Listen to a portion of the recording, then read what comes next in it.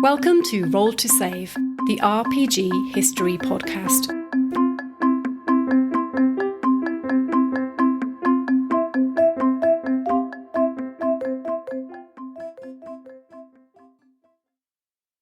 Warning, this episode is a long one.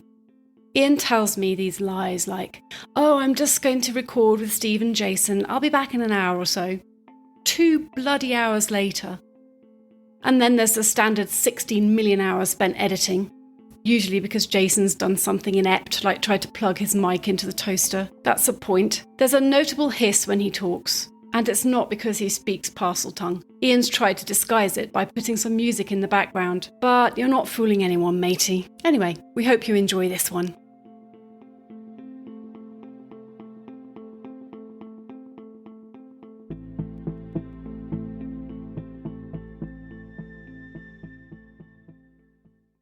Hello and welcome to another Roll to Save Roundtable. Now this week we are going to be talking about Palladium games, and one of the reasons we're doing a roundtable and not a history episode is because these two chaps, Jason and Steve, we've not actually spoken for a while. Gents, how are you doing? Yeah, pretty good. Since we last spoke I've left the UK, so we're now all expats. Or immigrants, as they're known by any other people. So yeah, but it's all going great. I kind of sold my house, I've moved to Ireland, got a new job, and I'm looking for a new house. And until then, I'm staying with the Irish mammy, and she's feeding me huge amounts of food, and my waistline is ever increasing. That sounds like you're living the dream. What about you, Steve? It's the summertime in Texas, and it's hot. Really, really hot. And not much fun to be going out. Trying to get back into some Warhammer. That's been one of my things recently. Running Starfinder with some of the fine folks that we play with, and that's been a lot of fun. We've been on a bit of a hiatus due to people taking holidays and things, but hoping to get back on with that this week, and it's been a hoot. It's very inconsiderate of you taking a holiday when we're in the middle of a game. But yeah, Starfinder's been a ton of fun. I've never played any of the games from that system, whether it's Pathfinder or Starfinder, and I've really enjoyed it. It's way crunchier than I'm used to, but I think with the group we're playing with, this suits it absolutely ideally. I get to sit and come out with useless banter and know that there's people there who, when we get into a fight, can actually tell me what I need to do, which is usually roll really badly. There was last time I think we played Steve, I tried about 4 times to do something fairly simple, and my character's just flailing about ineffectively. Yeah, you're playing a terrible Han Solo clone, let's face it. He's nowhere near as good as Han Solo. Like, if Han Solo was this weird alien thing that can't use his powers very well. Now, one of the weird things I found, because I've been on a sort of extended holiday, let's put it that way, one of the fun things I found was coming back. I had about a zillion Kickstarters that I'd backed back in 2020, or in some cases 2019, and they all just appeared after my extended holiday. And it was a thing of beauty. I have got a ton of Kickstarter goodness, which some of it which I should be reviewing, but I just want to shout out one thing. I've got it on my shelf behind me. I backed the Old School Essentials Advanced Fantasy Kickstarter. These books are absolutely gorgeous. I'm stupidly holding it up to the camera. Nobody listening to this is going to see it, but if you can get a copy of the Old School Essentials Advanced Fantasy stuff when it's released, it is amazing. It is so well put together, and lovely little touch because it's based on basic expert D&D. It's 2 little bookmarks that are red and blue for basic and expert. And just to back Iain up, they do look very nice. That's the first time I've seen them. So thanks for that. But yeah, it looks really nicely put together. Yeah, all the products Necrotic Gnome put together are amazing. So I bought the box set of the Old School Essentials back in 2020, which I reviewed in this podcast, and it comes with like those 4 books, and it's in a nice black box, and the box is big enough that when they release the other books in that little A5 format, you can just plop them into the box. So they released 2 advanced fantasy books which they put in there. They're always very careful never to use the name of, as they put it, the world's most famous role-playing game, but they released an advanced fantasy module, and the Kickstarter was for 2 more books for like complete the Advanced Fantasy set, which would again fit nicely into the box. So I thought, oh, this would be good for the Kickstarter. I'll go there and I'll just back those 2 little books, little tiny A5 books. And then the Kickstarter was like, we meet again. Can I say full leatherette cover to you? And I'm like, here we go. They know your kryptonite. Come on, Necrotic Gnome, tell me more about it. Oh yeah, I'm in. I'm proud of you, Ian. You've gotten past your fear of Kickstarters. That's progress for you. I think it's actually changed how people run Kickstarters. Because if you go back, however many years ago it was, even like 5-6 years ago, Kickstarters will not run as well as they are today. And even big companies running Kickstarters, they would always be a bit amateur. And as a project manager, Jason was slagging me off prior to the podcast for being a PM, but as a career project manager, there are certain key things you do as part of a project, and number one amongst those is communicate. You just talk to people and tell them what's happening, and especially if there's going to be a delay, you tell people in advance, by the way, this thing is not going to be happening, but here's my plan for this, here's my timeline. And Kickstarters for years never did that. They were like, it's fine, everything's terrible. And you're like, guys, you must have known about this. But all the Kickstarters I've seen recently, they've not been like that. And I think a lot of them, especially the really kind of small independent developers, they're making quite a small product and they seem to do their homework in advance. And I think it's almost like a tribal knowledge in the Kickstarter community. People are aware of what's involved. Like the thing that shafted people for years was postage, because they include in the costs how much it is to produce this thing. Great, but you're sending this out to thousands of people. It's going to cost something to ship it. And they bundle up these products with loads of stretch goals. So beforehand, the book that you ordered that weighed 2 kilograms suddenly was bundled with a whole lot of other crap that brought it up to 10, and oddly enough the postage fee you were paying wasn't enough for that, and the whole thing was delayed and they ran out of money. I remember Mark and Jared saying exactly the same thing about the Slay Industries one, about how many pages in the book and keep it under a certain weight and so forth. So it's good to see that other people are taking a bit of notice. I know Mark's a smart man in that regard. He was like, nope, you're not getting extra pages because you as authors will warble on and it'll go on forever and it'll end up weighing 14 stone and cost a lot to ship. Yeah, come in more volumes than the Encyclopedia Britannica, Yeah. Exactly. So what about you, gents? What exciting purchases have you made in the RPG world in recent years? Or recent months? Years. It feels like years. It feels like years. It feels like years. It's been ages since we've talked properly. So the last purchases I made were probably just before I moved out of the UK. So Merkborg, because I'd heard you guys saying about it and how cool it was, and just the thought of having an RPG that was, basically a Swedish death metal album made into a hardback book, it just appealed a lot. And also the Dune RPG. Tell us about the Dune RPG. I was very jealous I didn't get in on that right at the start. I didn't really get into it quite at the start. I came to it quite late, and in fact, there were a bunch of collector's edition books which you would have loved, Ian, because you get a red one, a green one, a purple one, all embossed in gold, and or you could get them all in the collector's edition, which our friend Matt Sanderson always he knew he was going to, but he did too. I was kind of stuck with the Atreides one, which I'm okay with. I think the Harkonnen book looked a little better, but the Atreides book is lovely. It's really nice. It looks really well put together. There's a lot of good fluff in there. It seems to cover all of the books and the series. There's a lot more detail than just what's included in the film Dune or the book Dune. If you've civilized enough to have read the thing in the first place.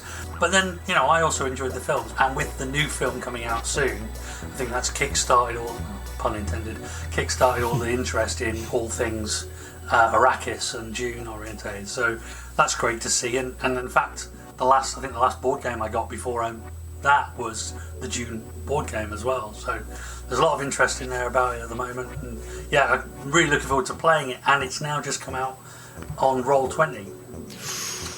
Ooh. Now, Steve, I don't know about you, but to me that sounded like an offer. See, I would love for that to be an offer, but after our last experience of trying to get Jason to run anything consistently, I'm not so sure. We still haven't finished the slow one shot, right? Exactly. We haven't. And in fairness, Jason, that's not really your fault. I'm sure you'll blame me anyway, yeah? Two of us have been moving. Yeah, absolutely. I'm going to blame you. Yeah. But it's not actually your fault. Know that. It's not your fault, but me and Steve still blame you for it. Okay. I will be happy to scapegoat Jason, but the project manager on the call obviously needs to take the blame for that one. Exactly. No, And did he communicate it? No. Nothing. No. Yeah, did, however, the person responsible for the deliverable, the worker, the peon if you like, did he communicate? No, he just moved country. Yeah, I moved country as well. You're old hat at it. You've done it a couple of times. You know, I know I have. I've done it bloody times in the last 4 years. Exactly, and it's only the UK to Ireland, and because of all the agreements in between those two countries, that is emigrating on easy. Right? If you're playing the computer game of emigration, UK to Ireland is the easy level. So, but yeah, I think me and Steve have you beat in immigration top problems. Yeah. But then I'm not having my energy company turn my heating up or my air conditioning down, wasn't it? I think in Texas recently. Yeah, enough said about that topic. Yes, we're not being political, are we, Steve? No, not at all. But what have I been? Recent purchases. So, my recent purchases have all been Warhammer Age of Sigmar 3rd Edition, and I knew Iain couldn't resist, just can't resist hooking. Never forget, never forgive. Anyway, I spent a chunk of money on that and haven't played it at all yet. Well, that's not true. I played one game of it and I want to get back to it, but between vacations and work, it's been rough. How's your painting pile going? As you can probably see in the background of the video, it's lagging badly. that's the grey plastic stacks of sprues are always sitting there. I actually painted 3 things recently. I was quite impressed with myself. Wow. Particularly 4 if you count. There was some random 40k model I found and I was like, I'm going to paint this. All my paints and figures are in storage at the moment, so no chance. As is most of my gaming stuff at the moment. So if it's not on Roll20, it's not getting done, really. I mean, you've got nothing that's unpainted, Jason, so you're fine. I've got a couple of bits and pieces that I need to do for my men off, but there's not many. I can feel pretty well. Yeah, I don't like playing unpainted armies. It doesn't appeal to me. But that's just the pressure I put on myself. I don't mind if the other guy wants to field unpainted. It's because you're a man of honour, Jason, that's why. Well, I just think, it's that's the thing that attracted me to all those games in the first place, was these cool painted models and decent terrain, and it just looked the part. And exactly. I get the thing where you want to put the newest thing you bought on the table as fast as possible. I get that. But because of that Journeyman League you ran to basically introduce us all to War Machine, then you got extra points for painting stuff. So, and if there's a competition that I can win and all it involves is a bit of painting effort, I'm in. Yeah. That was a really great format to get new brilliant. Players involved. They ran that wonderful program where they sent through prizes and stuff, little badges, and they encourage you to paint, which is great. It's like that meme that was going around the painting group where it's got one guy going there and says, "Those are the worst painted miniatures I've ever seen," and the other guy's like, "Yeah, but they're painted." And do you remember, Jason, we went to SmogCon, the War Machine convention in the UK, yeah, and you've got people there playing really at the top level of War Machine, but all they're doing is shoving around, like, this guy comes along and literally just chips his minis out onto the table, and they're just all bare plastic and bare metal, and it was just, little part of me died when I saw that. I'll tell you what did cause me to die. You'll probably remember this, Jay. When you play War Machine or Holds, you have 2 lists, and you play competitively. It's a bit kind of, I know that you know that she knows list psychology. List checking, yeah. They basically look at the 2 lists you've got, and you look at the 2 lists they've got, and you've got to decide what list you're going to play based on what the other guy has. What you think the other guy's going to play. Or what you think the other guy's going to play, yeah. And they have these trays that one company makes that essentially lets you carry your 2 lists around on the trays. So you've got a tray at the bottom, you put your first list on, tray at the top, you put the second one, and there's little pillars that supported it. And do you remember at SmogCon, Jason, the guy who it was announced that his game was going, and he picked his tray up by the top lid, and the whole thing just collapsed. And these models were gorgeous. Oh yeah. And they just cascaded over the floor, and they're smashed. Scorn, wasn't it? It was Scorn Army. Yeah, His Hydra was in bits. It was horrible. Yeah, it was. I'm mentally scarred. Everyone's just taking their hats off and having a moment of silence for this. Oh, it was horrible. It was not a good thing to behold. At least he painted his army. That is the main thing. Yeah, absolutely. Yeah, we were quite snobbish about that. And it looked great as it fell to the floor. There's nothing wrong with that. I would love to have a painted army. Clearly not that much, Steve. Yeah, there's desire and then there's reality, right? Steve, have you heard of contrast paints by Citadel Miniatures? I have, but I'm also too much of a painting snob to want to paint a lot of miniatures in it. I tell you, contrast paints, I was so skeptical when they came out, because you had these videos of buy our new witchcraft paints and you can use these and have an army table ready in 1 hour. I'm like, that is nonsense. It's no way you can do that. If you're playing skinks, if you're playing skinks in Seraphon, or as they were called in the old days, lizard men, and you tip a bunch of the pots in a large tub, thin it down with medium, and then just dip the miniatures, sure, you can get a bunch of them done in an hour, but... My son, who at the time was 8, he had some Space Wolves. Because when you're 8 years old, you basically just want to be a Space Wolf. Yeah. We decided to try this. We bought him the 40k starter set. He was very insistent that he was Space Wolves. Got a little box of Terminators. And he actually made a YouTube video of it, of him painting one of these. I was blown away by the quality of it. Considering he literally just spray painted them and then slapped on a coat of the grey stuff and did some stuff to the gun barrel and the little flashy bits. And I'm looking at it thinking, this kind of looks somewhat like stuff that was in White Dwarf in the 80s, except he's done this in 10 minutes and left it out to dry. Your kids have a habit of that, though. They're both pretty good at painting and stuff. Kirsty's phenomenal at painting. She's literally, she's doing art at high school at the moment, and it's just amazing at that. Her painting is beyond anything I have ever seen normal people do, but she's not interested in that, obviously, because she's 15 now and too cool for nerdy painting. You should get her to paint your stuff, man. I'd pay her to pay mine. People did say that once at our old gaming group. When she won that painting competition, 30 odd people entered, a bunch of middle-aged men, and her Phoenix went and won the competition. And I had people saying, "Hey, does your daughter do commissions?" And back then she was like this sweet little 10-year-old. She's like, "I don't need money. Money's just not something I want." And now she's 15. Think about the part-time job. You don't even have to leave your house. You can do a big part of what you love, which is creative stuff, and make a good chunk of money on it. Living the dream right there. Yeah. There is that, or she could spend her time sleeping and then getting up and trolling 8-year-olds in Roblox, which seems to be what teenagers do these days. You're gonna get money for to buy all the microtransaction stuff in Roblox, though, right? Because that's gonna go. That's probably coming out of your wallet. Anyway, we're not here to talk about Roblox. Thankfully, I'm sure there actually are podcasts. Why are we here? Yeah, we are here to talk about Palladium games. Oh God. I actually started the history episode of this, and part of it was I wanted to get together with you guys because we've not done a round table in a long time, and I thought it'd be fun to get us together and chat about it.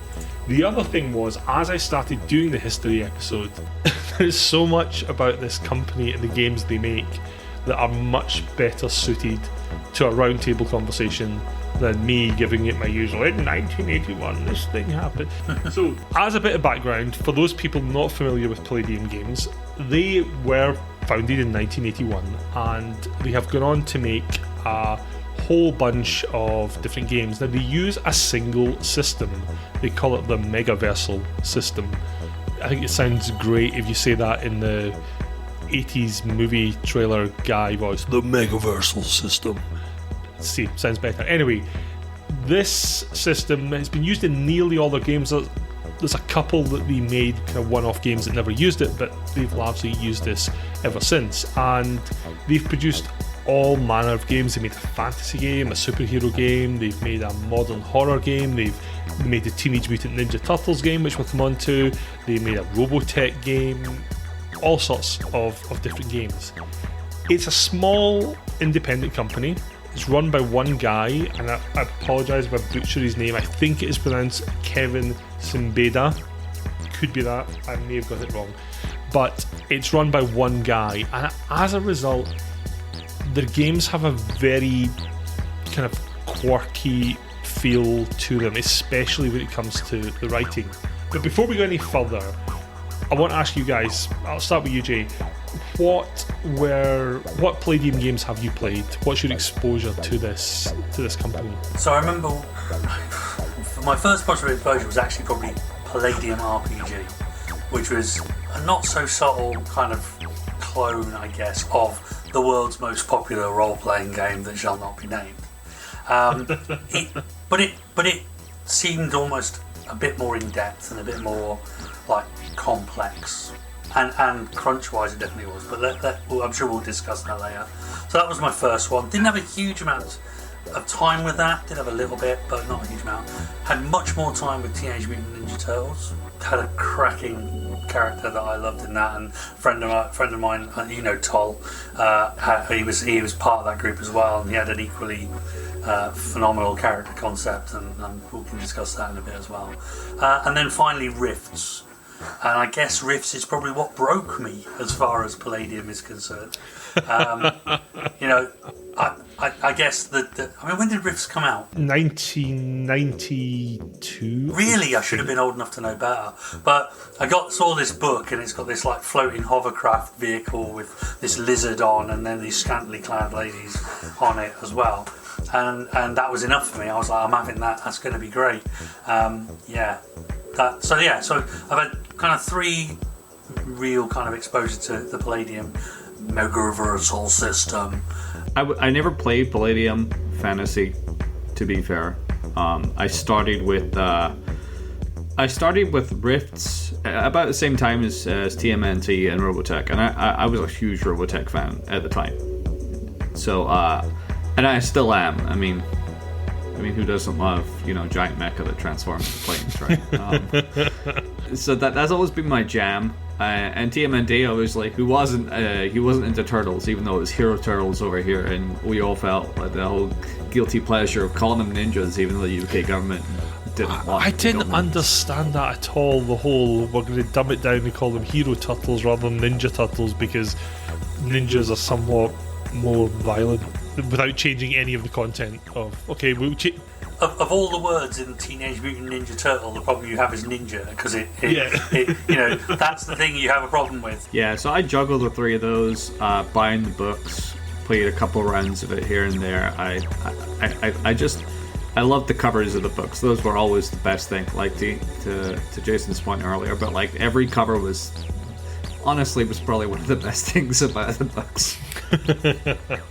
Yeah, I think you're absolutely right. The artwork is generally pretty good, although the interesting thing I found when doing the reading for this is there's a lot of artwork that gets reused between books, which is odd, and sometimes reused in the same book, which is bizarre, but we'll come to the proofreading aspects of it later. By the way, I just looked up, Rifts was actually released in 1990. Now, if this was the professional, well put together podcast that I'm sure everyone thinks it is, I'd go back and edit that out and say, oh look, it was 1990, but I'm not going to, because Jesus, I should have known better. Yeah, you should have. I mean, you were what, 47 then? 30. Yeah. 20. 30, wow. 1990, 20. God damn it. I'm aging myself 10 years. Yeah, okay. I remember your 30th. That was a fun night. I don't. Well, exactly. I was young then as well. I was like my 20s. Anyway, so my exposure to these games, the first one I came across was Heroes Unlimited. So there was a guy at my school, we had a RPG club, obviously the cool club that all the ladies came to. He came along and he had this new RPG, Heroes Unlimited, and I always liked superheroes. I'd never really played a superhero RPG before, so it was like, oh, this is great. And again, similar to you guys, the cover amazing, the artwork amazing, and then you kind of get into this system, which we'll get to. It was a bit like, oh, this isn't as free-flowing kapow bazam as you'd expect, but it was a cool game. I also obviously looked at Rifts, because I think everyone did, and Teenage Mutant Ninja Turtles. Bizarrely, I looked at Turtles after Heroes Unlimited, because Heroes Unlimited includes a bunch of the stuff that you have in the Turtles RPG, and I also looked at their After the Bomb series, which was actually originally a supplement for Teenage Mutant Ninja Turtles, but when they lost the license, that was repurposed to be its own thing that didn't involve the turtles but involved mutant animals. That was my exposure to it, and it was very much late 80s, early 90s sort of thing. And again, when I was looking at the history of it, so as you said, Jason, quite rightly, I think one of their earliest ones was the Palladium Fantasy. They did release a game. The very first one was actually called The Mechanoid Invasion, which was released in 1981, and you can still get that. I think it was also made as a supplement for Rifts later on, surprisingly, because there's about 4 million supplements have been made for Rifts. But my understanding of the fantasy one was it came from the author's desire to almost make D&D more in depth, that there was more stuff that he wanted to do with it, which I think brings us nicely into, which we've all alluded to, is the system that these games use. So they call it the MEGAVERSAL system, and if you read the intro to any one of these Palladium games, there's a big blurb about, we use one universal system and it's constantly evolving and changing, yada yada yada yada yada. If you look at it though, I don't think it's actually evolved much since about 1985. It very much is a product of its time, and similar to the world's most famous RPG, you have a block of stats and you roll randomly for those stats in your character generation, and then you bolt stuff on. I don't know what your experience of it is, but to me the system is a bit of a bloated mess. Yeah, it is. I mean, it's I mean, what was it? I mean, you say it didn't evolve since 1985, but it clearly evolved in 1990 because it added mega damage. Mega damage in Rifts. So yes, but before that it had hit points and SDC, I think it was. Oh yeah, SDC. So we don't actually follow a Palladium trope here, because there's a wonderful trope in their books where they'll use abbreviations and then not tell you what they mean. Yeah. HP, hit points, standard stuff that you have in any role-playing game, where hit points is your capacity to absorb real damage, and when it gets to 0, bad stuff happens. And your average human has about 12 hit points, your average gun does about 3d6 damage, so getting shot is a bad thing. However, everything in Palladium world has SDC, structural damage capability, and that's almost like your buffer that absorbs damage before real damage gets done. And they always give some weird example to do with a door. A door is always used as the example in the rulebooks, that you could fire your Uzi off at a door, and if you don't exceed its SDC, the door's a bit messed up. It's got bullet holes in it, but it's not broken, and it's only when the SDC gets to 0 does the door fall apart. But they've applied this to living things as well.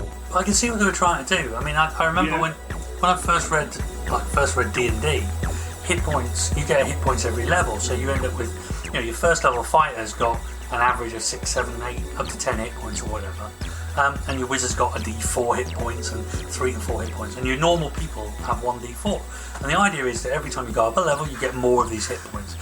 But it doesn't make sense, because just because you've had more adventures doesn't mean I can shoot you in the face 5 times and you'll shrug it off like it wasn't anything. And they explained it in D&D as that hit points were this ability to turn a fatal blow into a near miss, or a scratch, or a wound that would have caught somebody unawares and killed them differently. I guess the only thing they did with Palladium is they actually physically separated it out. So instead of, I've lost count of the amount of times playing D&D, you've been hit in the shoulder with an arrow, take 4 points of damage, and your 10th level Paladin just goes 4 points of damage. Shrugs it off. Whereas if you get an arrow in the shoulder, it's going to smart. It's going to put you off a few things, right? So I see what they're trying to do. Yeah, the thing I found with SDC is even your basic characters have a redonkulous amount. Yeah. So when you consider the average person's punch in one of these games does D4 damage or D3 damage, your average hero in Heroes Unlimited may have upwards of 75 plus SDC. For example, I ran a game recently for my family playing Heroes Unlimited, and I think the weakest character had about 60 SDC. However, they also had body armor, which also has SDC. And if you hit the body armor's SDC takes the blow, it's not you that takes it. So you ultimately end up with fights that could go on for an eternity, especially when you have the high-powered folks duking it out, because you just have these interminable numbers that have to be ground down. And the thing with SDC is, that's not even real damage. It regains at a really fast rate when you're out of combat. I think he uses the example in the book that SDC is like in a film where John Wayne dukes it out with the bandits and dusts himself down afterwards and goes, "Shucks, ma'am, it's just a scratch." That's what SDC's meant to be. That's another weird thing in Palladium books. The kind of cultural references they make are so dated. Even in the 80s, when I was reading this, I was like, John Wayne? Who's John Wayne? That's a different aside. But yeah, you have this system that is encourages you to make these characters with massive amounts of damage-taking capabilities. And as you mentioned, Jason, Rifts introduced the concept of mega damage. The mega damage for the uninitiated, or MD, or MDC, mega damage capacity, is roughly equivalent to 1 point of mega damage is 100 SDC. However, normal weapons that do normal damage can't scratch mega damage things. So if you're wearing the right gold suit of powered armour and somebody lets rip with a weapon that doesn't do mega damage, they can fire to the blue in the face, it won't affect you.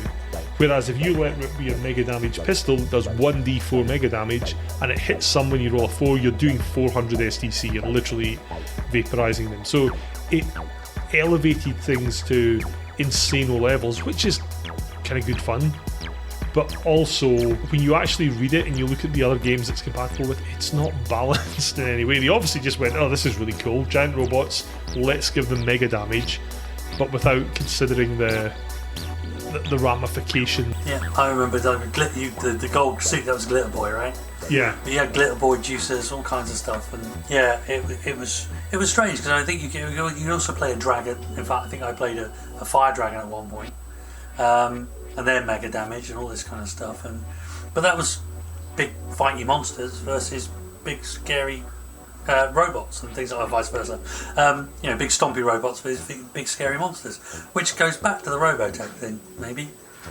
Yeah, so Steve, tell us a bit about Robotech, because I know that when they made Robotech, it came off some bizarre deal where they were actually licensing VHS cassettes of the Robotech series, which I think at the time wasn't, like in Japan it was something completely different and it was bundled up for Western markets as Robotech, but they were actually selling role-playing books and video cassettes at the same time. I mean, you played Robotech, you can maybe tell us more. Yes, so Robotech, they actually also licensed Macross too, which was Macross, and we don't want to turn this into the Robotech episode because I'm by no means the expert, but Robotech was the westernized version of what was originally 3 different anime series in the 70s and 80s in Japan, one of which was Macross. The original Robotech was Macross. So I'm assuming at one point they got a license to both, but obviously Robotech was their big thing, and it was what most kids in the US knew, was because it was a mid-80s cartoon that everybody loved. So I was a huge fan of the cartoon. It wasn't big in the UK where we grew up, but I somehow I don't even remember how I got into it, to be fair, but I just loved the concepts. I mean, it was a really schlocky cartoon, let's face it, but I really dug it. And then the biggest thing for me was the lore additions. I mean, I think a lot of us really get into RPGs for the lore, and the lore for this cartoon was kind of like, I mean, okay, but like the RPG really added on to it, and it really, I was big into ships because I'm a big Star Trek guy, so I was always like, what's the other ships? What are the other mecha that are in the background, and wanting to know about all those things. So those were the biggest parts of the game for me, was I want to learn more about the background. Even if this isn't like officially like sanctioned, or Harmony Gold isn't ever going to like officially acknowledge it, I didn't care. It's like most RPG systems that go into like way more detail may never become a part of like the canon, but you can make it part of your canon, and that was the biggest addition for me. And just being able to port those characters into Rifts, which is, to be fair, another big thing about Rifts. Let's not talk about the balance, but your point is well made about MDC and SDC was you came over with a mecha suit, you could play with sort of the big characters in Rifts without having to worry about that. As soon as you got out of the mech, you were in real trouble. But you could hop in your mech and go do your thing. So we actually did at least one crossover where I played a mecha pilot in a Rifts game, and that was a lot of fun too. Because why not? I can kind of have my cake and eat it without. I mean, obviously there's mechs in Rifts as well, but like they weren't as cool or transforming as ridiculous.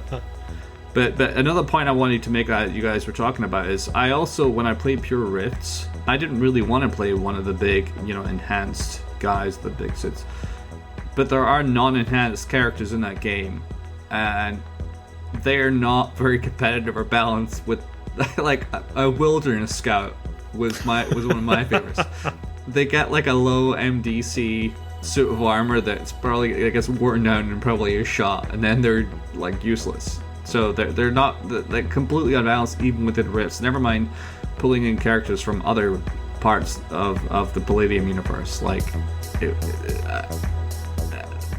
not fun. It's something that I've always been slightly on the fence about. So on one hand, you're absolutely right. You look through Rifts and you have these different character types that you can play. There's an abbreviation for them. I think it's OCC. They like their abbreviations. Occupation character class. That's the one. You also have racial character classes. Yeah. There are different things, like Steve says, there are non-enhanced ones. Like, you can be a mechanic, for example. You can be a wilderness scout. You can be some sort of scholar, or you can be a magic guy, or you can be a guy driving one of these big mech suits. And it's not balanced. It's not balanced in the slightest. Even if you were to break it down into the pure monetary cost of the stuff you get, if you start off with a large mech suit, chances are the cost of your kit is considerably more than the guy that starts off with a broken down old Dodge Charger and a bag of tools. However, part of me quite likes that. So if I think back to my very first proper RPG, Warhammer Fantasy Roleplay, it wasn't balanced. You could start off as a mercenary and be fully trained, you can be great in a fight, you've got arms and armour, versus the guy in your party who's an artisan's apprentice, who's quite good at getting coffee for the grumpy blacksmith that he's apprenticed to. They're not balanced in the slightest. The mercenary gets way better stuff. It's not even that, well, if it comes to blacksmithing, this guy's better. He might not even be better at that. It's not balanced, but it's kind of cool because it fits the gritty feel of the world. And Rifts is this post-apocalyptic setting where things aren't fair, so that's quite nice. But especially when you consider nowadays that D&D 5th edition, for example, really makes a point to try and balance everything out, that everything is as equal as it can be. If you look at Warhammer Fantasy Roleplay 4th edition, all the various careers there are as balanced as they can be. Even elves with their everything you can do, we can do better aspect, it's balanced out by giving other races different things. So you're not at a massive mechanical advantage.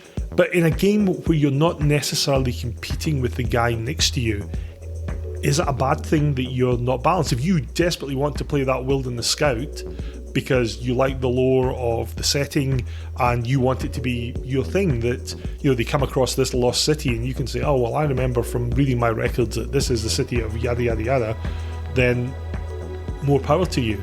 I don't necessarily think that things have to be massively balanced. Going to disagree slightly on the D&D thing. I think 4th Ed made much more of an effort to make everything balanced and actually went too far.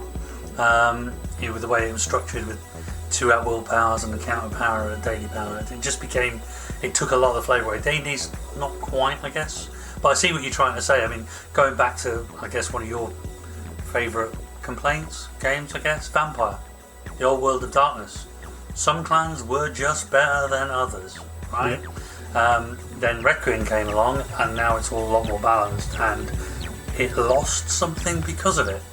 I think with Rifts, the great thing about Rifts is you can literally play anything you want from anywhere you want. So if you want to play the Jaeger from Pacific Rim or a kaiju or whatever, you can, and you've got mega damage to support you doing it.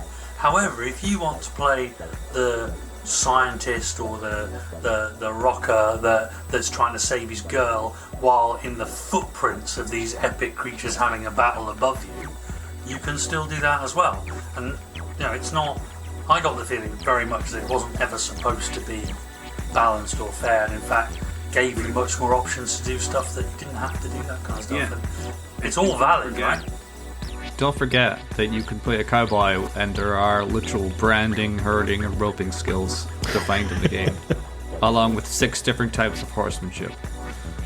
That's actually a nice into something else I wanted to talk about, which is the character creation and the skills system. So Rifts is a mashup, or not Rifts, Palladium's system is a mashup of kind of what was in D&D with Chaosium's D100 system. So all the skills are percentile based. However, it's a level based system where every single class has a different XP table that dictates when you go up a level. And when you go up a level, your skills improve. Your stats give you bonuses to various things. And there are certain skills you can take that give you enhancements to your stats, which in turn then give you different bonuses. And it's probably infamous what Steve has just said, which is there are some really weird, really specific skill combinations in Rift, and the whole character creation system is so cumbersome that it's almost frightening. I remember first making a character for Heroes Unlimited, and my friend Michael said, by the way, it's going to take you over an hour to make a character. And I kind of looked incredulously, because at that point Warhammer Fantasy Roleplay and D&D were kind of my exposure to character creation. I'm like, how can it take an hour to make a character? And then about half an hour into this with like a scribbled set of notes beside me, and I'm keeping track of what I've got. I'm like, wow, this is quite something. Heroes Unlimited dials us up to 11. When you're making a character, there's an education component, and the education component says how many skill packages you get. It'll say things like, you are high school educated, so you can take 2 skill packages and X amount of secondary skills, or you're a military specialist, you can take 4 military packages, and blah blah blah blah blah. And some of these are just groups of skills that you shovel onto your character sheet and you're good at it. Whereas other ones are skills, like physical skills, that then affect your stats. So you can build up your SDC if you take boxing, for example, or there's a bodybuilding skill. Nearly every character I ever played with, they're like, oh, we're going to take bodybuilding. And like, you're playing the nerdy computer guy, yeah, but I want extra SDC, so I'm taking bodybuilding. Like, oh, right, okay. And it's kind of like a Minimaxer's dream, because you can do all this stuff. And yeah, I don't know. I think, they again, go back, the point was you had this massive system, you could play anything. So at some point, particularly post-apocalyptic, if you're doing something like Walking Dead or a zombie apocalypse kind of thing, actually telecoms engineering might come in really handy. I'm stretching, but what I'm saying is you could, if your ref's good, your ref's going to make instances where character choices are going to matter, I guess. And one of my complaints about non-class-based games like your vampires and things like that is everybody takes the same skills. Everybody takes unarmed combat, a weapon skill, stealth, perception, and one other skilled, sprinkled flavour of choice. Usually something irrelevant, because it makes it a cool role-playing choice then. Don't judge us all by your standards. But this is what I'm saying is, you've got that capability to go, right, let's do something very specific, and hopefully it's. But you're right, when you've got such a wide choice, sometimes you do the opposite. You just look for whatever gives you the most bonuses. And I'm pretty sure I took bodybuilding in all of my characters as well. Even my koala bear Teenage Mutant Ninja Turtles character, I'm pretty sure I had bodybuilding at one point. So let's go into that. So we've all played the mutant animal games, and it is probably one of the best aspects of character creation is the mutant animal system. So from a very high level perspective, what happens in Mutant Animal Land is you roll up or choose, if your GM's kind, an animal from a list of 80 gazillion. And each of these animals has two things that are really important. One is their size, and one is their what they call BioE, biological energy points. And your biological energy points determine how much you can customize your character by. There's a link between BioE and size. The higher you are in size, the better your stats are. For example, an elephant is going to have ridiculous physical stats because it's huge. It's also quite smart. Whereas if you're a mouse, you're going to have terrible stats and be a bit dumb because you're this tiny little rodent thing. But you also get loads of points to customize your character if you're a mouse to offset this disadvantage. It's one of the few areas where they've really taken balance into account. So you've got this system that you can actually shrink your character to get more BioE, and with BioE you can make the character walk upright, speak, have hands instead of paws, and you can enhance your stats and buy abilities with it. So if you're a mouse that has gazillions of BioE, you probably think, well, I want to trade some of that for size. So you make the mouse bigger and the corresponding stat bonuses. Likewise, if you're an elephant, you probably want to shrink down a little bit. That's kind of it at a high level. The fun part is what people do with that. So Jason, tell us about your koala. I was actually going to tell you about Toll's budgericard, was actually what I was going to tell you about. Tell us about the budgie then. So Toll's budgie, now as Iain said, the smaller you are, the more bioenergy you have. So he had a budgie, it was in the same group as my koala bear, and he put every single point of bioenergy into size. Okay, so he didn't give the budgie any hands coordinate, ability to. He didn't give the budgie any vocal ability to speak. Didn't make it look more human. Didn't, literally did nothing but made this budgie huge. And I just remember one bit where we used to one of our favourite plans was to lure people to the back of the team's van, where we kept the budgie, and the budgie was kept in the back of the van with a big seed thing and a big mirror, and he would be quite happy in the back of this van. And then you'd get somebody to open the back of the door, the back of the van, and this 7-foot tall budgie would basically put one on him, and then it would be fight over. And this budgie was it was ridiculously one-dimensional and amusing for a short period of time. My koala, on the other hand, I ended up taking, I think it was a spy background. So if you can imagine James Bond as a koala. In fact, I even sketched him once in a little DJ with a martini glass, because he's basically James Bond. He's the koala, and that was fantastically fun to play, because I did play up to the James Bond stereotype. So he was a bit. Probably, I was quite a lot younger then, so he was probably misogynistic, sexist, and quite, how should we put it, eager. So basically like James Bond, but in koala form. Yeah, he was great fun to play. Even down to the Walther PPK that he had, the shoulder holster, and obviously being a spy, he had so many skills, stealth skills, electronic skills, all this kind of stuff. So if you wanted breaking and entering, that was your koala. So yeah, fond memories of that. Steve, you play. Don't shake your head, Steve. I don't think play is the right word for me. I played more Rifts and Robotech and looked through it and tried to generate characters along the same lines. I'm struggling to like any anecdotes that would beat those. And Steve's trying to say he's a better person than you, Jay, because he didn't play a misogynistic koala. What can I say? He's a better person than me, but I'm okay with that. We played a game of Heroes Unlimited at university, and one of my friends, I wasn't playing a mutant animal, I played some other super heroic type, but he played... Were you April O'Neil? I wasn't April O'Neil, no. Okay, just checking. I wouldn't have carried off April O'Neil, but as you can imagine, a Glaswegian April O'Neil, that'd be a horrific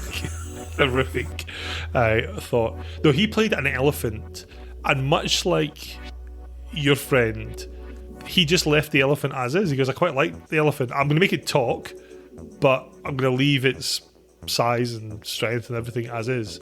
So we would basically turn up to, it's like, there's a bank being robbed, quick, to the bank. And instead of getting in the Batmobile, I would jump on the back of this elephant and we'd go charging through the city to the bank, and he'd hose them down with his trunk. And it was fun and a bit of a novelty for about 2 games, and then got boring fairly quickly. And he then said, "Can I make my elephant different so it's not just?" That's generally what happens. Is Yeah. it's fun and it's a bit of a, oh my god, that's a bit of a shock. I didn't expect that, but yeah, it doesn't. It's a one-trick pony, isn't it? So.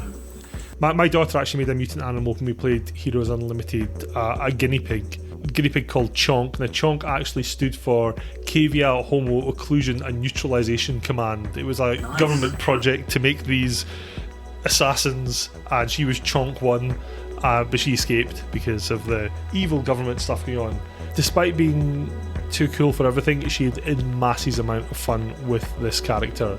And so you had this guinea pig that's 3 foot tall, it stands upright, it just looks like a guinea pig but with hands. Is very stealthy and ninja-like, but also had the super strength special ability. And she didn't actually tell anyone she had this until their very first mission, where there's like bad guys, they're holding an office block hostage and they're doing bad guy stuff, and the team decided to go in and sort it out. And what was interesting was the rest of the characters were playing very principled superhero types. I will stop you but I won't kill you. You'll always face justice. Well, she's like, I'm a guinea pig, I don't have any qualms about justice, I just want to stop them. She's like to me, well, what can I do with super strength? And the great thing about Palladium games is they will tell you in exacting detail how much you can lift, carry, throw, blah, blah, blah. So I'm giving her these numbers and she's like, but that's like tons I can lift. So she says, like, I'm just going to rip one of the pillars off the lobby and just like lob it at the bad guys. I'm like, yep, sure, you can do that. And you could see this mad glimpse of power in her eyes. She's like, this is amazing, I can wreck this place. And the rest of the team are like, well, you need to calm down. And she's like, can I spin the pill around and just let it? Yes, you can.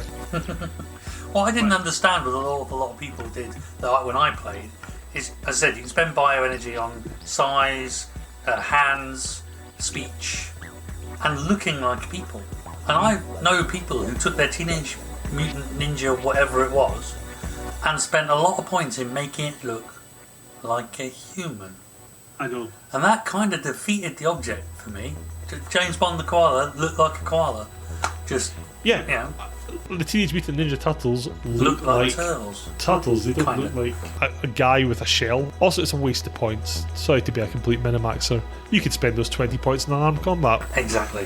Why would you do it just looking like a human being? So, one of the things I think that's come out of our conversation here is system, a bit of a nightmare, bit clunky, bit of its time. However, talking about 3 different systems here, Rifts, Heroes Unlimited and Robotech, all of us seem to have very fond memories of the setting and the lore. So like when I think of Heroes Unlimited, it literally is that. You can play any type of superhero, from the guy with the big red S in the front to someone like the Punisher, who's a bit more down on the streets. Although amusingly, they released a revised edition of Heroes Unlimited when it became apparent that they'd left out magic characters. And someone's like, well, I want to play Doctor Strange, and I can't under your rules, so it's not really unlimited, is it? I've got an expansion book for that. Yeah, exactly. We'll fix that right now for you. Here's the revised edition. But the thing I love about it is you can literally do that. You can play any type of superhero. There's no formal setting as such. There's some sample scenarios, and they're written in such a way that they really kind of invoke. They're not complex. They're not going to blow your mind with plot twists, but they really invoke that kind of classic superhero feeling. The bad guys have taken over the shopping mall and they're holding hostages. Only our brave heroes can, sort it out. And it even says in the sample adventure, it was like, just go and get a map of your local shopping mall and use that. Ta-da! We don't need to draw you one. And things like that really, I think, help people get on board. Likewise, the artwork. I often get the feeling that the guy who produces these really wanted to be a comic book artist. He does a lot of the art, and it's really good. It's very classic comic book, and you think, oh wow, I'm really in a superhero game. Likewise, you guys have said with Rifts and Robotech that you were very much into the lore. And I think with Rifts, you can almost go too far into it, because I don't know how many supplements. So I have here my super duper Rifts, see, faux leatherette. Oh my god, leatherette with the gold embossed. With gold embossed. But in the back, there's actually a section that. How long have you had this addiction, Iain? Yeah, my name's Iain, and I buy role playing games. I'm just surprised you spent that much money shipping all those books over. No, you're not. You're not surprised. It took him a couple of attempts. He had to leave some with me for a while. It's got a section at the end that it shows all Wow. the Rifts books ever made. Wow. Obviously, people can't see this. You guys a lot. are doing an eye. We can. But That's a lot of pictures. It's a lot of pictures. That whole section here, this whole thickness of the book, is all just Rift. There's like 16 on a page, and there's a lot of pages. Yeah. They've made a ton of supplements for Rifts. Now, the thing that I was reading when doing the history of this was, again, it's very much of its time. There's one of the things I like about the industry nowadays is there's a real consideration about diversity, for lack of a better term, that people don't want to make culturally insensitive products because there's no need to do that nowadays. You have people who you can employ people from different cultures to help read your stuff. You can make sure that the products you're producing are sensitive to a culture, that they're historically accurate, etc, etc, etc. We discussed this at L5R as well, didn't we? We discussed this in L5R. If you read some of the early Rift supplements... Really? Yeah. Big yikes. Yeah, I don't think they necessarily set out from a bad place. I'm not saying that at all. I don't think there's anything intentional there. However, I think they are very much of their time.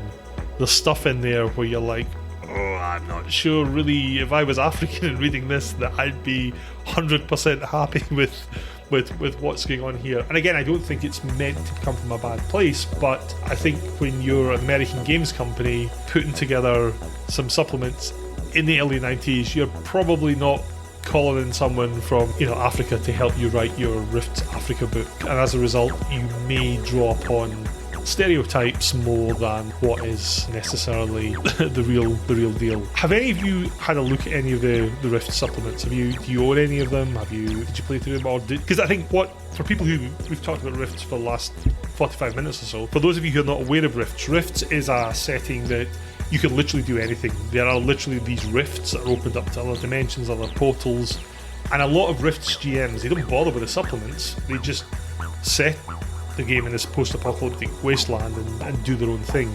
But did any of you have GMs or were GMs who used these supplements? So not the supplements as much as the other games themselves. So the thing about Rifts was, and the Megaverse system is the fact that it all works together, or it's the same thing. So if I wanted to play James Bond the Koala and bring him into a Rifts universe, that was a perfectly reasonable thing to do, although you really would suck because you would never need mega damage capability. But you could do it. So I think that's more what we did with it. Plus also, there was quite a lot in the basic rulebook that we'd never come across or seen before. So when we talk about Glitter Boy armor, the ability to play a dragon, there's not many games in which you can get to play a dragon. Dragonborn, not quite the same. We're talking proper, Yeah, you're an actual dragon. An actual dragon. In fact, because you're a baby dragon when you start off, and as you go up levels you get older, effectively, I guess, and they tell you how big you are and then how big an adult dragon is and how long it takes you to get there. So being the nerd I did, I worked out how much my red dragon grew every day and how much weight they gained every day, because the other thing is they could shapeshift. I am so surprised you're in a relationship. So am I. But their weight never changed. They could shape change for a certain amount of time a day, but their weight never changed. So you ended up with this 4-ton dragon who could shapeshift into a teenage boy, and yet they couldn't walk across the bridge because it would literally collapse under their weight. So I got hooked up on that and started writing out. So I think my tail grew 8.5 inches a day and things like that, and I could work it all out. And I don't know where I was going with that, but it's just mad. Well, thank you for confessing that on the podcast. Yeah, I confess a lot of things on the If you, like Jason, have problems with size if you've of been the tail, affected with any of the issues we've touched on today, but I think so. I threw myself into playing that. Glitter Boy, you had juicers. I'm trying to think of all the other things that you kind of had, and I think there was enough in the basic book to keep a lot of people very happy for a very long time. And I don't think I played enough Rifts to exhaust just what was in the basic book. I mean, I looked because it was a vampire supplement. Because they had a that was the first book, Vampire Kingdoms, whatever it was. Vampire Kingdoms or something like that, because it was based. I think most of South America had become vampiric in nature, and you had master vampires and I don't know what they call it. Master vampires. I'm going to say slave vampires, but I know it's not a very good term, but I don't know what it was called. And the lesser vampires. Poor South and Central America always gets a raw deal with they do, yeah, you got properly shafted. I mean, look at White Wolf games. It's like, oh yeah, Mexico City is full of bad vampires Full doing of bad Sebastian. stuff. Full of South America. Whereas I'm sure or Mexico Central City is America. a lovely place to go and visit. So, but yeah, it was weird. So I didn't, I was interested in where they went with all the supplements, but never really bought into it that heavily. I think there was enough in the rulebook to keep me going, and I had enough other games that I was interested in. I didn't need to go that deep into Rifts. Although arguably he could have replaced everything. And at one point, I think I bought it for that exact reason, is it was like one system, one to rule them all kind of thing. And it never quite did that for me in the end. I was the same as you. I loved the fact that you could do the crossovers. And with Rifts, I never felt compelled much to go beyond. Ironically, I've looked more at the other supplements while researching this podcast than I ever did back in the... I think I did buy... Was it for Rifts? It was for After the Bomb, actually. I bought the British Isles book for After the Bomb. That was it. It wasn't for Rifts. But you use them both compatibly. However, I always found the setting was sketched in vague enough terms that you could basically do everything. I mean, there was the whole background in North America with the coalition state, all that malarkey. However, when you're a young British kid, you're not going to set it there. You're going to set it in the UK, and you could basically, short of buying the UK source book, you could just sketch out your own. Pretty sure where you grew up, it looked like there was mega damage involved at least. I listened to a comedian once talking about that and how much he loved Stranger Things. And he said it's a good job that Stranger Things was set in this picturesque North American town and not the East End of Glasgow, because if it was set there, the Demogorgon would come out of the upside down, take one look around and go, nope, and go straight back to the upside down. It's not true. Glasgow is a lovely city, is very much maligned. Oh, it is. It's a great city. So I you love say. Glasgow. It's a lovely city. Yeah, I'm the same way. I never went much past the Goro book, and with the other games, there wasn't really much reason. That's not to say, like, I will give them credit that, like, we won't even talk about why they publish so darn many books, because I'm sure there's money reasons involved, but why they keep churning out stuff.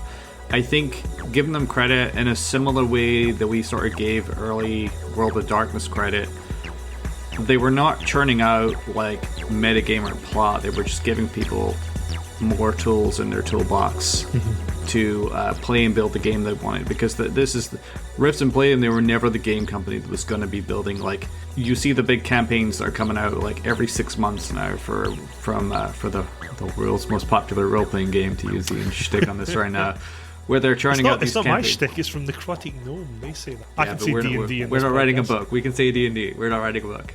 So they're churning out big campaign books and, you know, moving on the plot and things like that, and that's their thing. But that was never Palladium's shtick. Like, I'm sure they did publish adventures at some point. I don't remember seeing any meaningful adventures. It was always background source books with more rules to play more types of characters and nothing more than that. Mm-hmm. There were a couple of supplements released, as I saw from my big list of supplements, which I think did advance their plot somewhat, but I think, like you say, they were giving people, here's a setting book. You want to set a game in Atlantis? We've got a book for that. You want to set one in China? We have a book for China. You want to have this antagonist show up? We've got a source book for them. And I like that idea. I like the fact that they're like, you can build your own world because we've given you this system. If you've bought our other games, you can bring in people from there, and we can do all sorts. You know, you want to include goblins in your Rifts campaign, use your Palladium fantasy book, and you can bundle goblins into your heart's content. And I like that aspect of it. I think everyone's had that thought at some time, especially with a universal system of, wouldn't it be cool if my heroes from Heroes Unlimited came and fought the big bad in Rifts. Indeed, the Heroes Unlimited game I've been running, the plot's sort of taking a twist where there's been this alien invasion, and rather than me necessarily go away and write a whole load of alien stuff, I can look at Rifts and just take some of the stuff there and change it slightly. You want high-tech mech suits. Guess what? Rifts has that in abundance. So it's really cool from that perspective. But I think the thing that lets it down is the system itself is so cumbersome. It's not an intuitive system.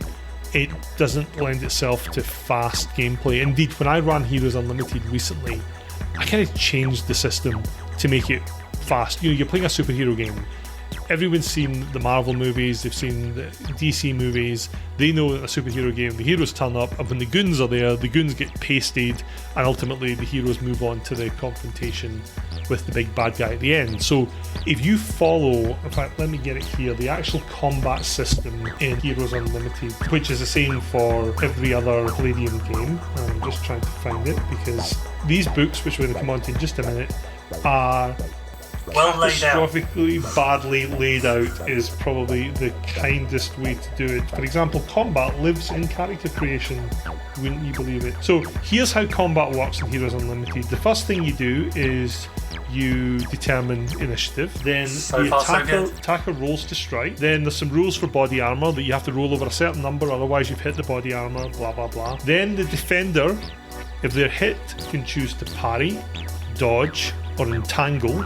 And there's a big old list of rules on that, more rules on that. Then, if it's successful, the attacker rolls damage. There's loads of bonuses that you calculate for that. There could be critical damage as well, or the attacker can choose to pull the punch or strike. Then, after that, the defender can attempt to roll with the punch to reduce the damage further. Oh, and also people have multiple strikes per round, and different strikes use different amount of things per round. And at the end of that, if you're having a normal fist fight, you might do 1d4 damage. So, good job. With those rules as written, your standard goon in body armor probably has got maybe about a dozen SDC, dozen hit points. These body armors maybe get 40 SDC on it. That means your Captain America type character, it's going to take a few rounds to to put that guy down. Each goon, and it's like, well, this goon's going to tend to dodge. Oh, he dodges, cool. Well, you miss with all your superpowered might because he moves to the side. So I ended up rejigging the whole system and just taking a lot of that stuff out. When you're fighting the big bad, cool, let's have a battle of titans and powers zipping around the place. But as written, it is just cumbersome. It feels very much like it's been added to over the years rather than it's been refined over the years. I think that's true, and I think it's weird because when you read the books, as you say, things are not where you think they should be. And a lot of things. Let's talk about that. Well, things aren't where exactly. It's like, you were saying it's like things aren't where combat's in character generation, and they put abbreviations in acronyms that they wouldn't explain until later on, if at all. It almost felt like you had to. So the weird thing I was going to say is one of the genius things about Rifts is you can buy this new book and you know you can use it with the system you've already bought. Okay, even if you want to move to a Rifts campaign or a Teenage Mutant Ninja Turtles campaign, your investment in Rifts or Heroes Unlimited is still valid. It can still be used, and that's kind of quite clever. But it always felt to me that when you read the rules, that you always had to have come along that journey from book one to actually understand what half of this stuff actually meant. So coming in at TMNT in the late 80s or Rifts in the early 90s, and coming in at that point, it was a bit of a head scratcher at times, trying to work your way around the book now, what things meant and how it worked. I would just say, here's the one analogy I did, having just picked up Rifts and Ultimates to prepare for this podcast, because I've long since lost all my original books. Here's just one example, right? The game rules start on page 275 of an almost 400-page book. The character classes start to get talked about on page 40. Character creation isn't until page 279 of the book. I don't even know what to say.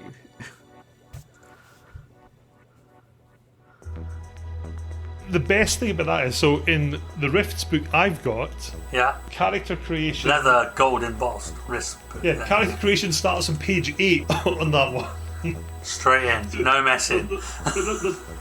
There's no consistency. So when you look at most RPG books, you'll have something along the lines of, you'll have your standard, what is an RPG type chapter. You probably have a bit of opening fiction. Usually that's kind of de rigueur.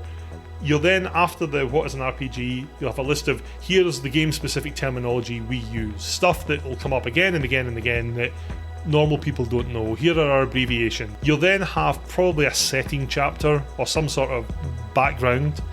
You'll then go into maybe character creation, the general system of here's how your skills and abilities work. There'll be combat. There'll probably be a special abilities chapter. Every game likes having that. Then there'll be the GM's kind of secrety chapter, and that's it. And the idea is you've got this journey that you follow through from beginning to end. If we take a look here at Heroes Unlimited, so this is Heroes Unlimited 2nd edition, lovely book. So this is the 2nd edition. So this is after you've had a chance to sort it out from first. Yes. So this was first produced in '98. Okay. So Heroes Unlimited was made in 1984. It was revised in '87. 2nd edition is 1998. So this is from where that's from. So this is, a good 14 years after the original was released.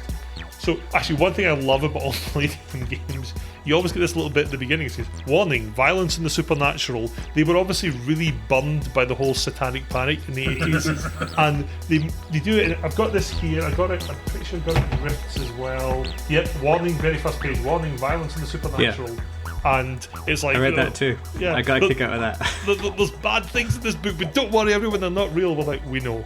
It was never the role players that were concerned about this stuff. So you start off with big contents, big introduction as to what this is about. Then a section on how to play a role-playing game, which is good. So far, so good. Then a glossary of role-playing terms. Wow. Now, the good thing about this is there are some abbreviations of things that you will not get in another game. So ISP, inner strength points, PPE, potential psychic energy. But there are other abbreviations used in Palladium games that don't come up here. Then we get into creating a character. We start talking about SDC, really in the second line, hit points and SDC. There is no explanation as to what that is. We then talk about making a character. We then talk about our hit points and our armour. We then talk about surviving coma and death and jump into a whole bunch of rules about coma and death and critical damage. Then it's how you get your super abilities, your education and skills, your alignment. One thing I love about Palladium games is the alignment system. You have this massive bit, you get in every one of the games, there's a big rant about why there's no neutral alignments. And it basically says, if you were neutral, you would just stand there dithering and not do anything, and you need to pick an alignment. And then it gives these massive charts about what your alignment is, what you can and what you will and what you won't do. You then have a big chart on optional rules and experience points. You've probably got this in your book, Steve. Why an experience point system? And you can't see this here if you're listening, but there's literally pages of information about why we're using a level-based system. It's like, dude, you don't need to justify it. We've bought your game. Just, we're going to go for it. And this is what I love about Palladium games.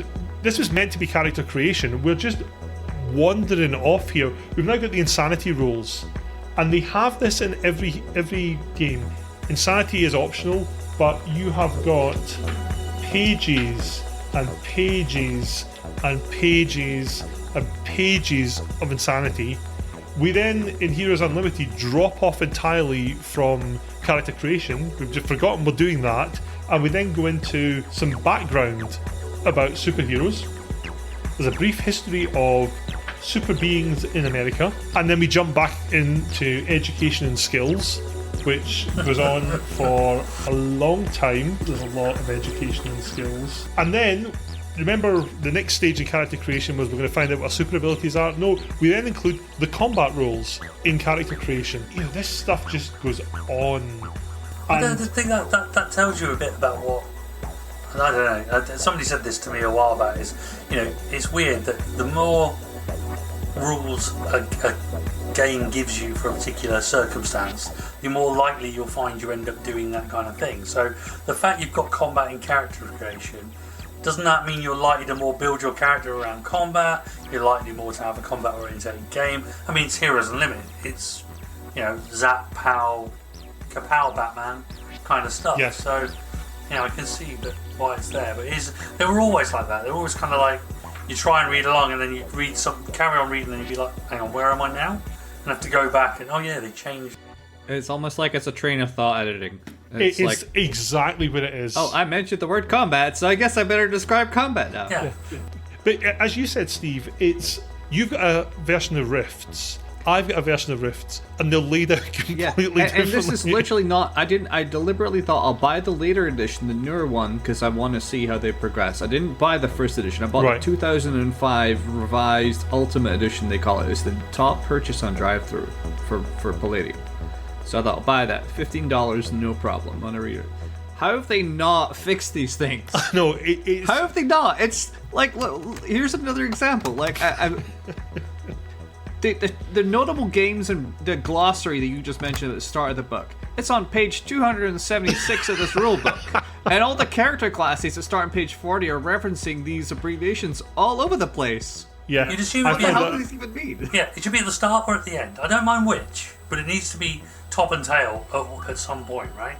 Not buried in the middle of a 400-page book.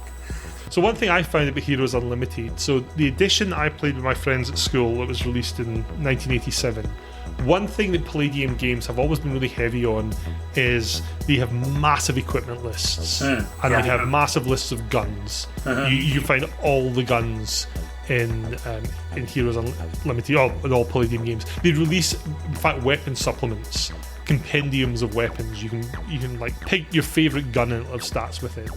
And the original revised Heroes Unlimited had pages and pages of guns. Now, one of the reasons, and equipment, and one of the reasons is there's a character class called the Hardware Specialist. It's like you can be the Punisher, basically. Or you can be the MacGyver and have all your different gadgets, which is pretty cool. And you have all these lists of things you can buy. Heroes Unlimited 2nd edition starts with this bit under equipment. So equipment, the very first thing for equipment is guns, ammunition and damage. Handy if you're playing the Punisher. Due to space limitations, 352 pages, and we still can't squeeze everything we want into this book, we are listing approximate damage per caliber rather than by weapon type. For hundreds of firearms from around the world, each illustrated and much more, see Palladium's Compendium of Contemporary Weapons. Don't mean to keep hyping this book, but it's an excellent reference for modern weapons. So, you want to know what your weapons do, go and buy another book. We forgot to include it in this one. Or we don't have the space to include it in this one. Yeah. And as Steve says, it is like train of consciousness editing. This stuff just meanders through. I mentioned it earlier, you have this thing called inner strength points and potential psychic energy. One of those is the stat used by magic users to cast spells. One of them is used by the psychic character class to do sort of Jean Grey from the X-Men type powers. So we're going to do a little guess here. Which one, inner strength points or potential psychic energy, which one did the psychics use? Inner strength points. Obviously they use inner strength points and not potential psychic energy. Which wizards use. Which wizards use, but psychics have both. Yeah. But they only use their inner strength. I was like, what? Just have one stat.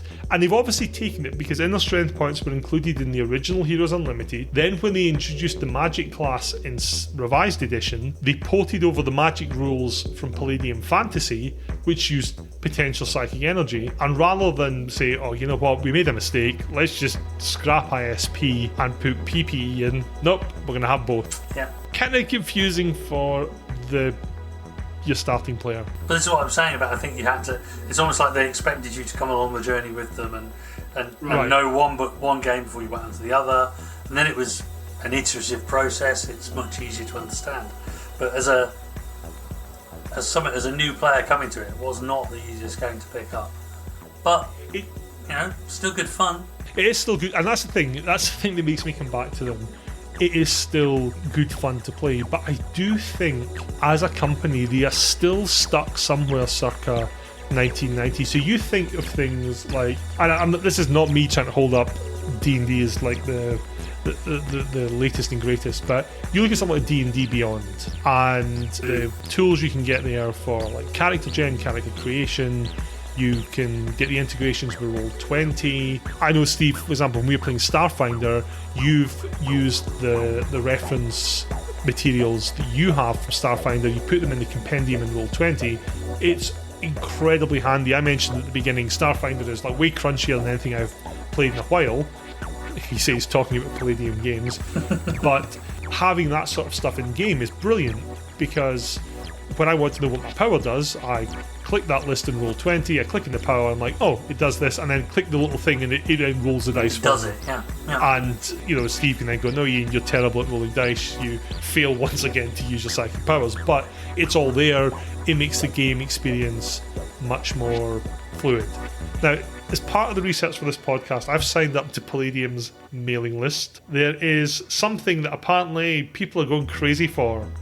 So they've said, find this here, new Rifts, registered trademark, automated character sheet for Excel. People are going crazy over the new Rifts, registered trademark, automated character sheet, now available at palladiumbooks.com as well as in DriveThruRPG. You must check it out. Created by Palladium freelance writer and games master, start creating those Rift characters and enjoy. So, someone's put together a spreadsheet that you can make your character in for $6.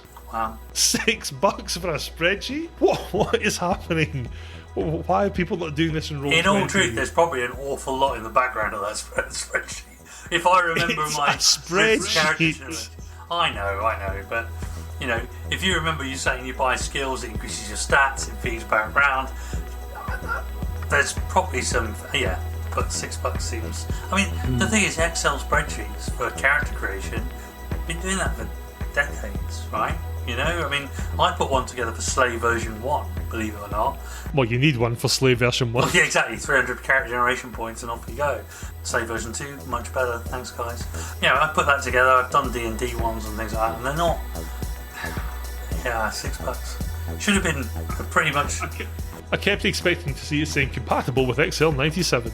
Well, yeah, exactly. I'm sure Clippy comes up. Looks like you're trying to make a vampire character.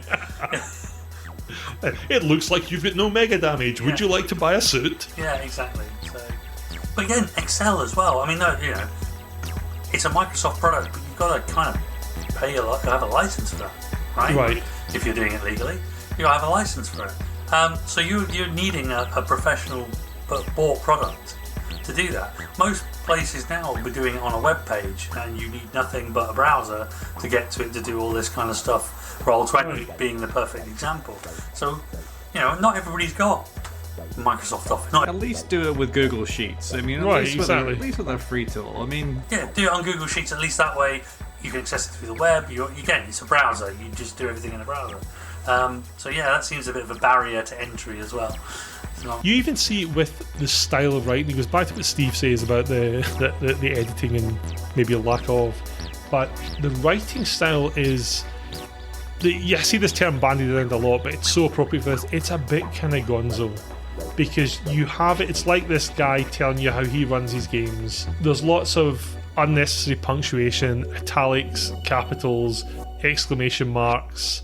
There's that weird kind of dual column on every page. The layout is not great, but it just feels like it's somebody telling you, this is how I run my game, and maybe you should run your game this way as well. But it is that. I mean, as you said, it's one guy who's produced this monolithic kind of series of games and books. I mean, geez, that guy deserves a hell of a lot of credit for putting out that amount of stuff, let alone anything else. But, it is. I think it's very dear to his heart, and he's doing it as a, he probably looked at D&D, enjoyed playing it, but thought, I can do that better. And that's where it's gone. And I think, as you've said before, it's very much a product of its time. I think the world has moved on in terms of presentation, layout, structure, what you expect. And maybe it hasn't quite kept pace. But with the resurgence of old school stuff, you can still have a good time, still throw a character in just a couple of hours, probably less with the new Excel character sheet generator, and play something you enjoy. Yeah, well, one of the best examples I've found of that is, again, in the glossary of role-playing terms, one of the terms in case you didn't know, is death. Just as in real life, characters can die. The deaths of heroes in comic books and role-playing games are usually a fairly rare event. The amount of death in a campaign usually depends on the individual games master and/or the actions of the characters. Players should take a fictional character's death calmly. Remember, it's only, in capitals, a game. Great, thanks for telling me that. Why have you devoted lines in a book to that? You know, it's some of it's kind of charming because you're like, oh, it's how quaint this is.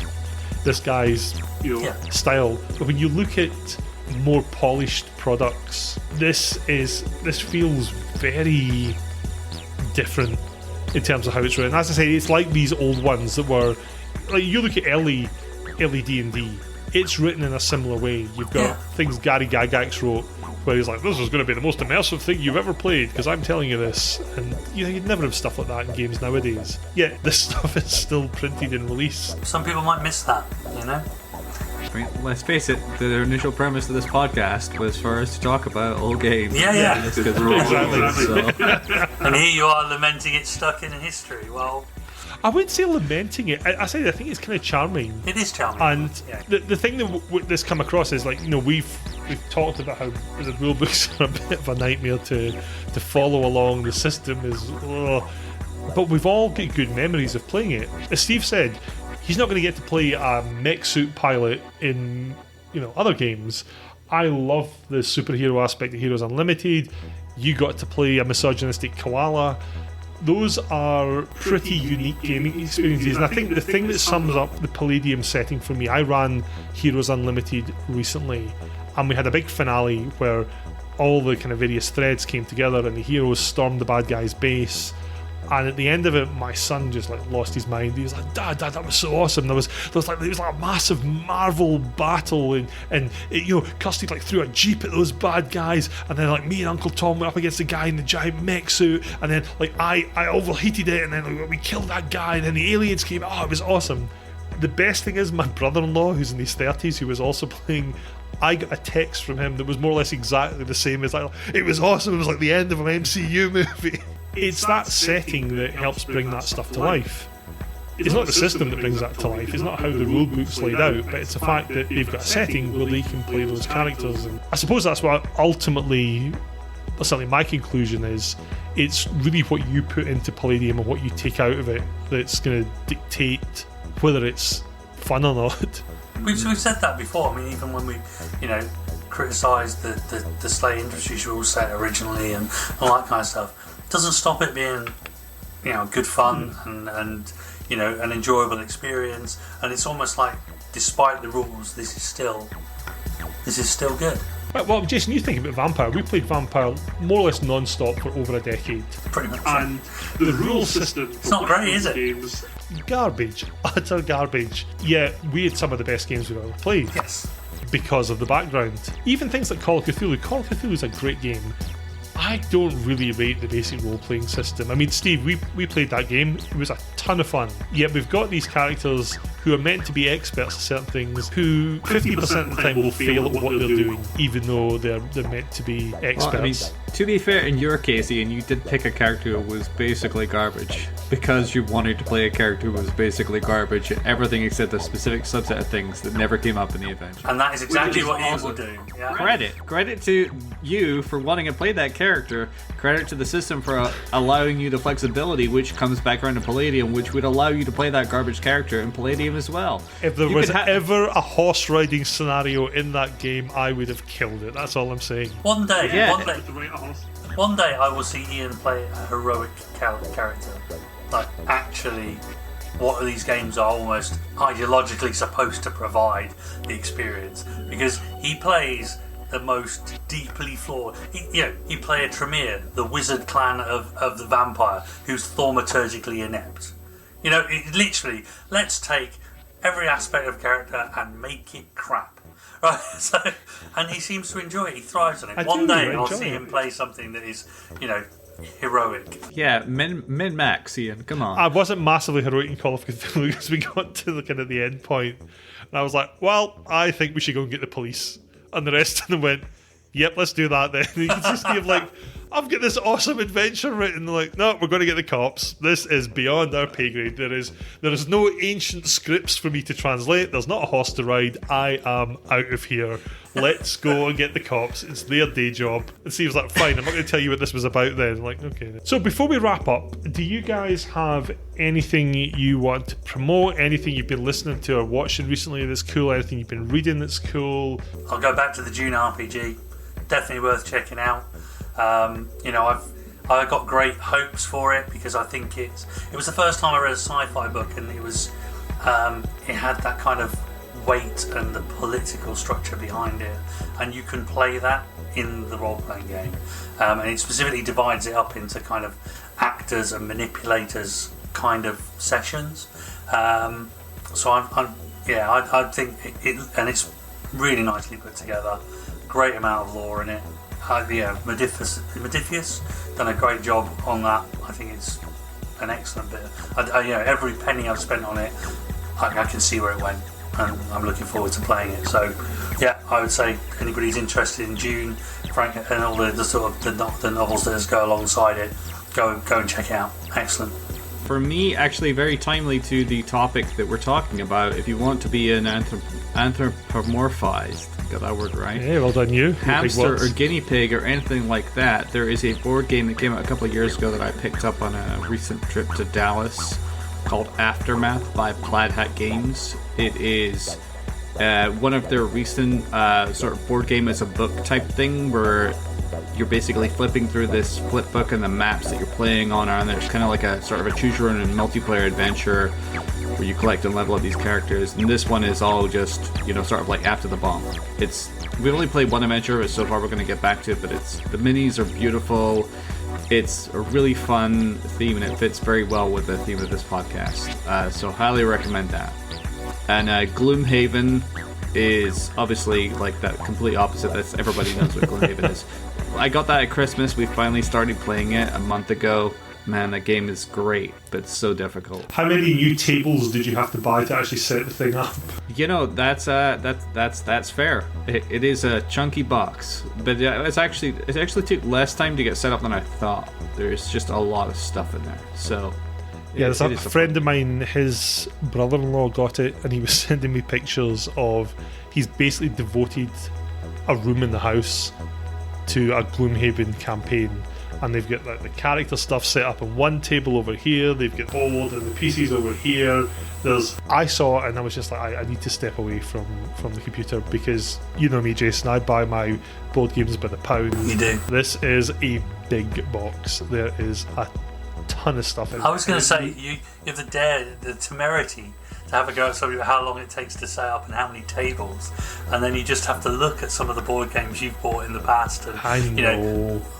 But it's a thing of beauty and something well recommended. It's something I would be killed with fire if I brought into this. I was going to say, should we ask your wife what she thinks about all that? My wife described my office here as being the room that's filled with stuff that if I die, she's just putting in a bonfire. What's the quote? Is it my biggest fear is that when I die, my wife will sell all of my gaming stuff for what I told her I paid for it? Yeah, I think she's dismayed, Jason. Obviously, you're in a different country because you were going to be the candidate who gets all. But now that Steve's fairly nearby, Steve, if I ever cark it, expect a large truck to turn up to your front door with all this nonsense that I have. Gotcha. I actually have to buy a new bookshelf. The one behind me is starting to creak somewhat under the weight of ominously. Yeah. So in terms of things I want to shout out, one thing that I do want to shout out was I backed the Cubicle 7 Special Edition Enemy Within Director's Cut. Of course you did. As you prophesied, Steve, you're like, you're kind of having a go at it, but I bet you, yeah, okay. So when I came back, I had two lovely slipcases arrived, one with the Shadows over Bugenhafen, what would they call it now?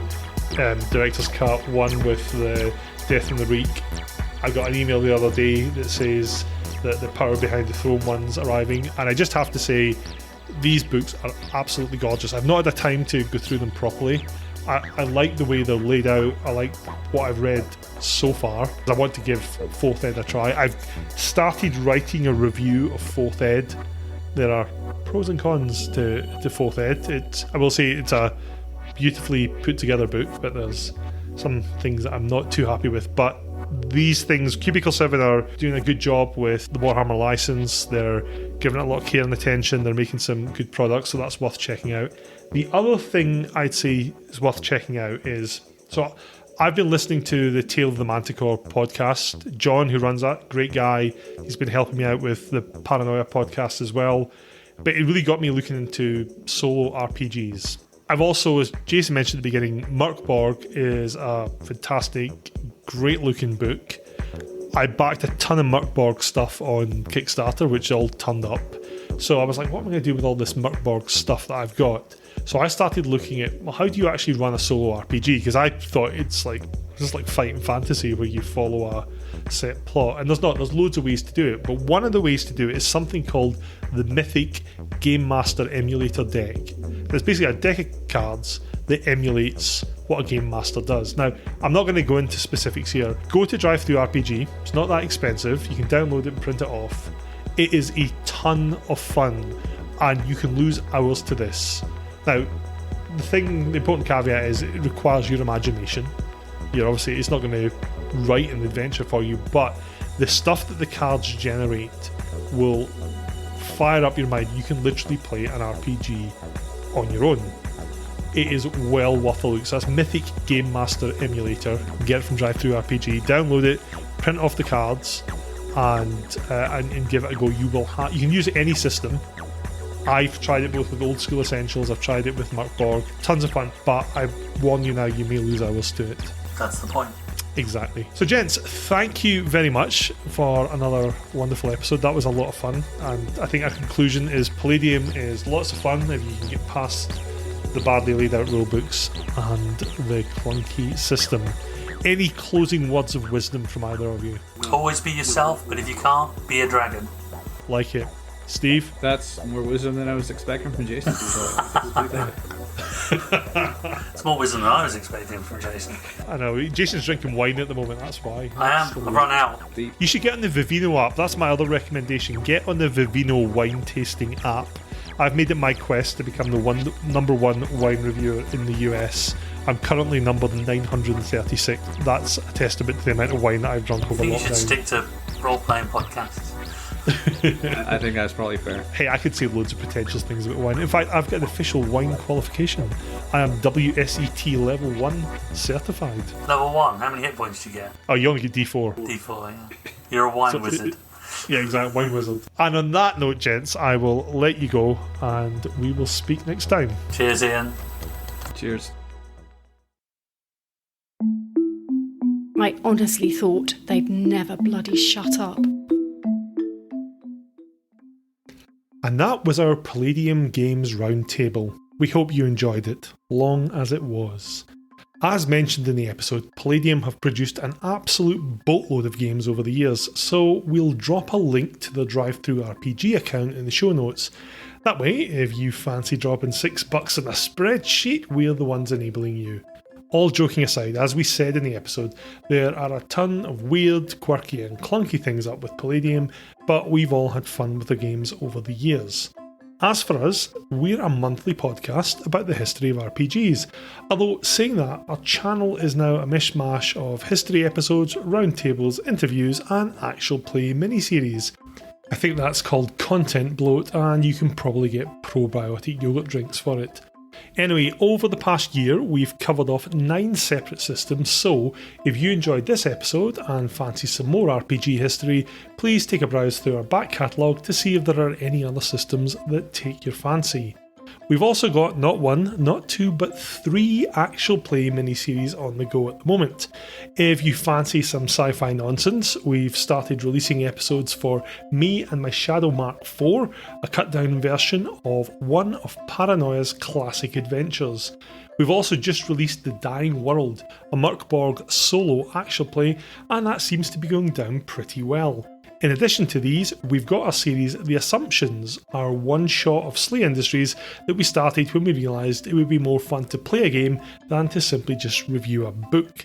Expect another episode on that soon.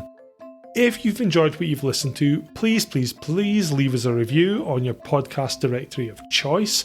It's a small thing, but all those lovely sparkly stars help us get visibility and grow the show. Also, if you want to get in touch, you can find us lurking on Twitter at Save Podcast, on Facebook by searching for Roll to Save, or via email at roll.2.save.pod@gmail.com. Thanks again for listening, and we hope you'll join us next time.